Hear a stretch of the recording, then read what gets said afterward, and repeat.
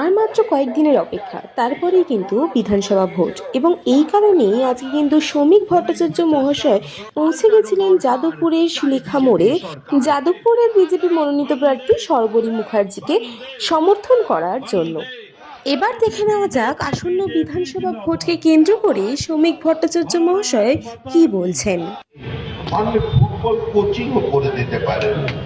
আমাদের মুখ্যমন্ত্রী খড়গপুরে সারা রাত জেগে থেকে ঝড়ের গতি মুখ পর্যন্ত বদলে দিতে পারেন। আমাদের মুখ্যমন্ত্রী দাবি করেন তিনি রয়্যাল বেঙ্গল টাইগার। উনি নিজে বলেছেন আমাকে ছেলেও ধরতে পারেন, আমাকে মেয়েও ধরতে পারেন, আমার সঙ্গে লড়াই করে কেউ পারবে না।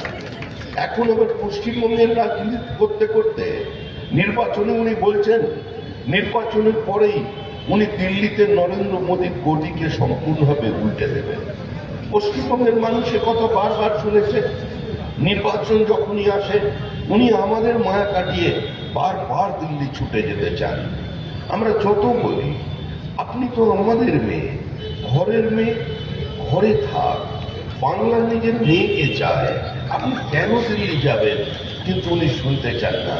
শুরু করেন দিল্লি যাবেন বলে, ওনার ছেলে মেয়েরা নেমে পড়ে, সোনার টুকরো ভাইয়েরা বক্তব্য রাখে, কিন্তু তারপর 10 দিন পেরিয়ে যাবার পরেই বলেন সরকারের চাবিকাঠি থাকবে আমাদের হাতে, আমরাই হব নিয়ন্ত্রণ শক্তি, আমরা চাইলে সরকার উঠবে, আমরা চাইলে সরকার বসবে।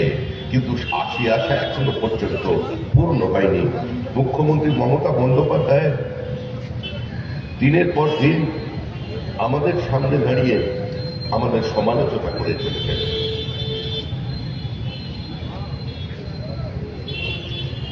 একটু ক্ষমা করবেন, কারণ আমার গলা ভালো নেই। সকাল থেকে বহু জায়গা ঘুরে এখানে পৌঁছেছি, কিন্তু মুখ্যমন্ত্রীর মন ভালো নেই।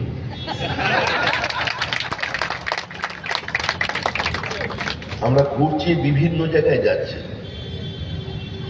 ঘুরে যেটা দেখতে পেলাম দার্জিলিং এ তৃণমূল নেই, আলিপুরদুয়ারে তৃণমূল নেই, কুচবিহারে তৃণমূল নেই, জলপাইগুড়িতে তৃণমূল নেই, 2 দিনাজপুরে তৃণমূল নেই, গতকাল রাত্রে মালদায় ছিলাম, মালদায় তৃণমূল নেই। ভারতের ওপার থেকে মানুষ এখনই তৃণমূলকে টাটা করে দিয়েছে। বীরভূমে গেলাম, সাঁইথিয়া শিউড়ির রোড শো করছি, অবিশ্বাস্য ভাবে বীরভূমের মতো জায়গা যেখানে চড়াম আওয়াজ হয় সবসময়, যেখানে মানুষ চড়ামকে ভুলে গিয়ে, গুড় বাতাসা ভুলে গিয়ে, নকুলদানা ভুলে গিয়ে রাস্তায় নেমে বিক্রি সাইন দেখাচ্ছে, হাত তুলে বলছে আমরা আছি।